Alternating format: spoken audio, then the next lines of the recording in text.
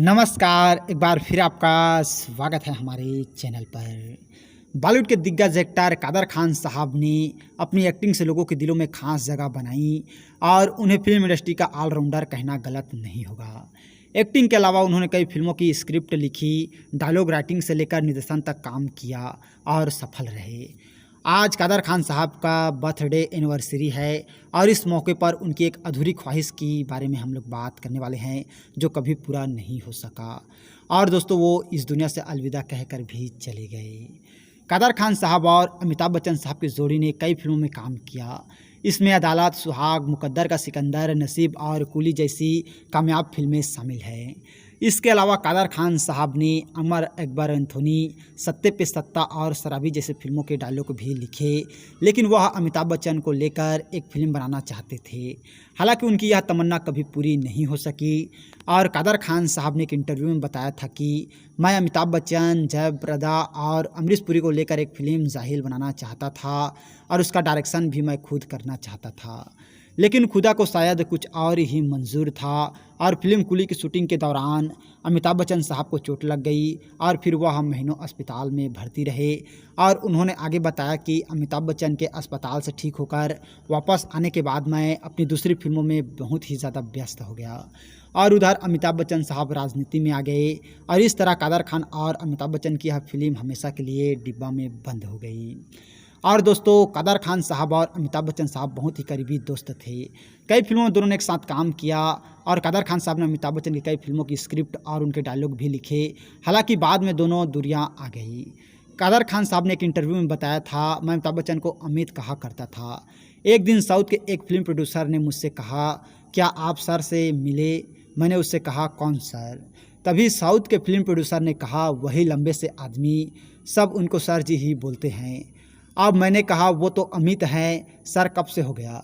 उसके बाद सभी अमिताभ बच्चन को सर जी कहने लगे, लेकिन मेरे मुंह से उनके लिए कभी अमित जी या सर जी नहीं निकला। बस यही ना बोल पाने की वजह से मैं उनके ग्रुप से निकल गया। क्या कोई अपने दोस्त या भाई को किसी और नाम से पुकार सकता है?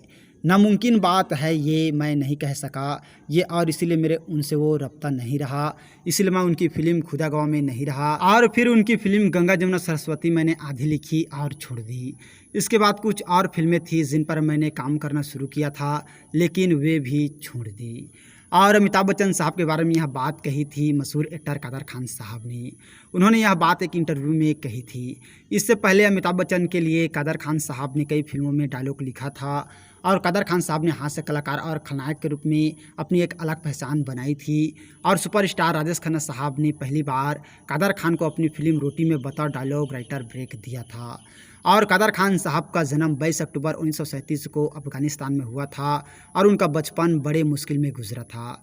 कादर खान साहब ने अपनी पढ़ाई की शुरुआत एक कम्युनिस्ट सिंपल स्कूल से की थी। उसके बाद उन्होंने इस्माइल कॉलेज से अपनी ग्रेजुएशन की पढ़ाई पूरी की और उन्होंने इंजीनियरिंग में भी डिप्लोमा किया था। फिल्म जगत में आने से पहले वह एक कॉलेज में लेक्चर थे और अपनी फिल्मी करियर में कादर खान साहब ने लगभग 400 से भी ज़्यादा फिल्मों में अभिनय किया। और दोस्तों, ज़िंदगी के आखिरी दिनों में कादर खान और उनका परिवार कनाडा में शिफ्ट हो गया था और उनके छोटे बेटे कई बार कह चुके हैं कि कादर खान साहब के आखिरी दिनों में बॉलीवुड ने उन्हें नज़रअंदाज कर दिया। और 31 दिसंबर 2018 को कनाडा में ही कादर खान साहब का निधन हो गया, जिसका दुख हमें बेहद ही ज़्यादा है। भले ही आज सुप्रसिद्ध अभिनेता कादर खान साहब हमारे बीच नहीं हैं, लेकिन उन्होंने बॉलीवुड को ऐसे ऐसे फिल्में दिए हैं जिन्हें हम चाहकर भी नहीं भूल पाएंगे। तो हम लोगों की तरफ से कादर खान साहब को भावपूर्ण श्रद्धांजलि, और वे जहाँ भी रहें खुश रहें, आबाद रहें, हम लोगों की यही दुआ है।